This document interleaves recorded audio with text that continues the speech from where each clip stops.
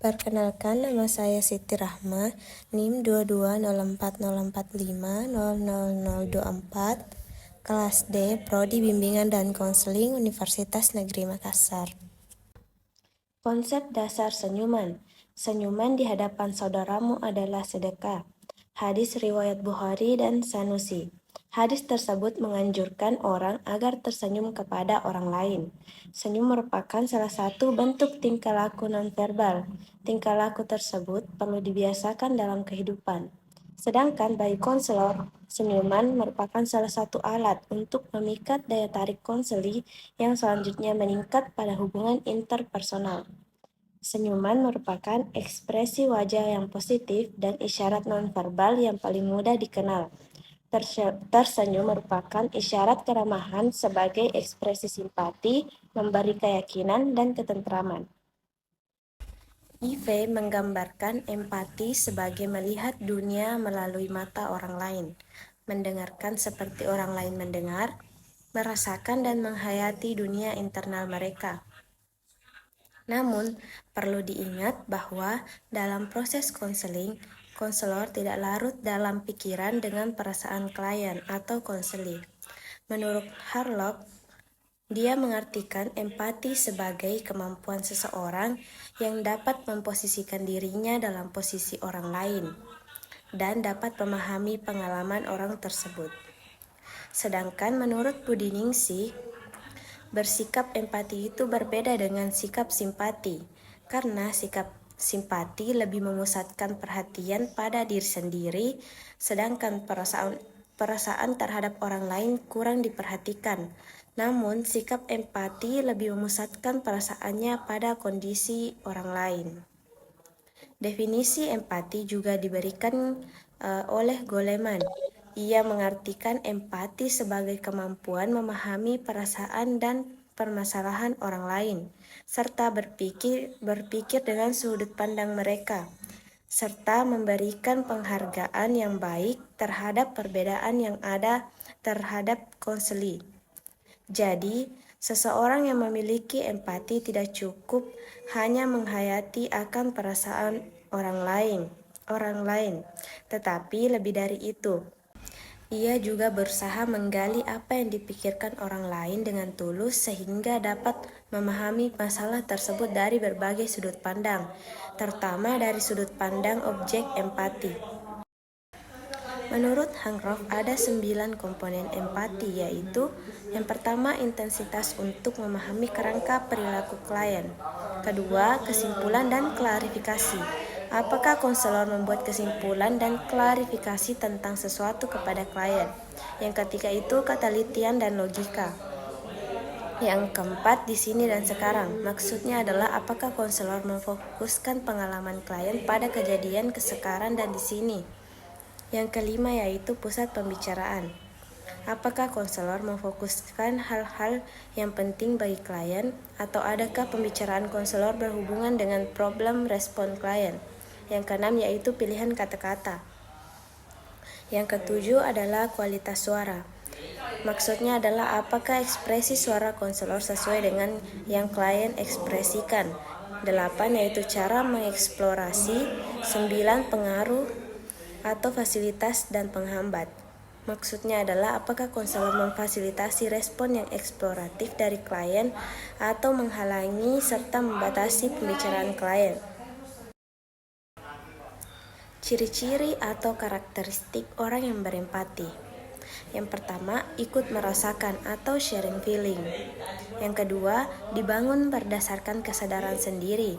Artinya, semakin kita mengetahui emosi diri sendiri, semakin terampil orang merasa perasaan orang lain. Yang ketiga, yaitu peka terhadap bahasa isyarat karena emosi. Hal ini lebih sering diungkapkan dengan bahasa isyarat. Yang keempat, yaitu mengambil peran atau role taking. Empati melahirkan perilaku konkret. Aspek-aspek empati. 1. Kemampuan menyesuaikan atau menempatkan diri. Memiliki kemampuan menyesuaikan dan menempatkan diri dengan keadaan diri dan orang lain. Hal tersebut mencerminkan kepribadian yang pandai berempati. Yang kedua yaitu kemampuan menerima keadaan, posisi, atau keputusan orang lain. Hasil dan apa yang dilihat, diperhatikan, dirasakan, memengaruhi keputusan diri untuk bisa menerima atau menolak. Ketiga yaitu kepercayaan.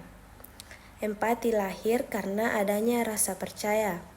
Kecenderungannya adalah bahwa seseorang dapat dipengaruhi dan kemudian berempati setelah mereka mempercayai apa yang mereka lihat dan yang mereka dengar. Yang keempat yaitu komunikasi. Komunikasi tercermin dan bagaimana seseorang menyampaikan informasi, kejelasan informasi dan ketepatan cara berkomunikasi memengaruhi diri untuk berempati. Yang kelima yaitu perhatian. Orang-orang yang berempati biasanya adalah orang-orang yang memiliki kepedulian dan perhatian terhadap banyak hal yang terjadi di sekitarnya. Kemudian ia merasakan dan berempati. Yang keenam yaitu kemampuan memahami posisi dan keadaan orang lain. Setelah melihat, mendengar, memperhatikan, orang akan mendapatkan pemahaman sehingga orang tersebut bersikap sebagaimana orang lain menginginkannya bersikap. Peter Lofster menjelaskan 10 petunjuk untuk memperbaiki kemampuan berempati, yaitu sebagai berikut. Yang pertama, menyadari sepenuhnya emosi, keinginan, hasrat, dan biarkan juga emosi, hasrat, dan keinginan tumbuh pada orang lain. Kedua, mendengar pendapat orang lain walaupun sebenarnya tidak setuju dengan apa yang dikatakan dan dibicarakan orang lain.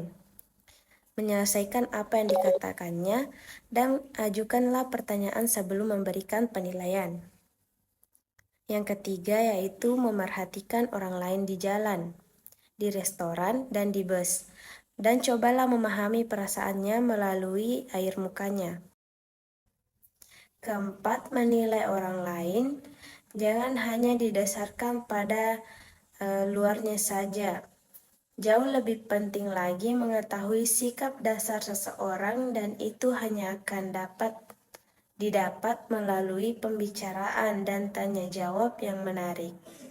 Yang kelima yaitu melihat film pendek di televisi. Matikan suaranya dan cobalah memperkirakan pokok persoalan yang dibicarakan. Untuk itu, berusaha dan menempatkan diri dalam adegan tersebut. Keenam, memahami pendapat seseorang bertentangan dengan pendapat kita. Dengan cara melakukan analisis kenapa orang tersebut mempunyai pendapat seperti itu. Yang ketujuh yaitu menanya diri sendiri, mengapa dalam suatu situasi tertentu kita memberikan reaksi tertentu. Bila kita mengetahui latar belakang tingkah laku itu, maka akan mudah untuk menempatkan diri dalam kedudukan orang lain. Yang kedelapan yaitu mencari faktor-faktor penyebab dalam diri sendiri. Jika kita tidak menyukai seseorang, cobalah mencari sebab-sebabnya dalam diri sendiri. Yang kesembilan yaitu mencari sebanyak mungkin keterangan tentang sesuatu sebelum melakukan penilaian. Begitu juga dengan orang, sebelum melakukan penilaian, kita harus mencari keterangan tentang orang itu.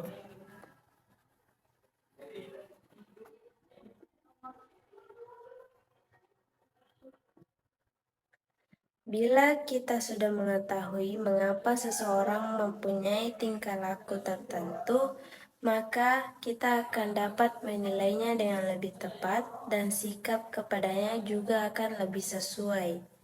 Yang terakhir yaitu mengingat selalu bahwa tiap orang dipengaruhi oleh perasaan dan selanjutnya memengaruhi tingkah lakunya.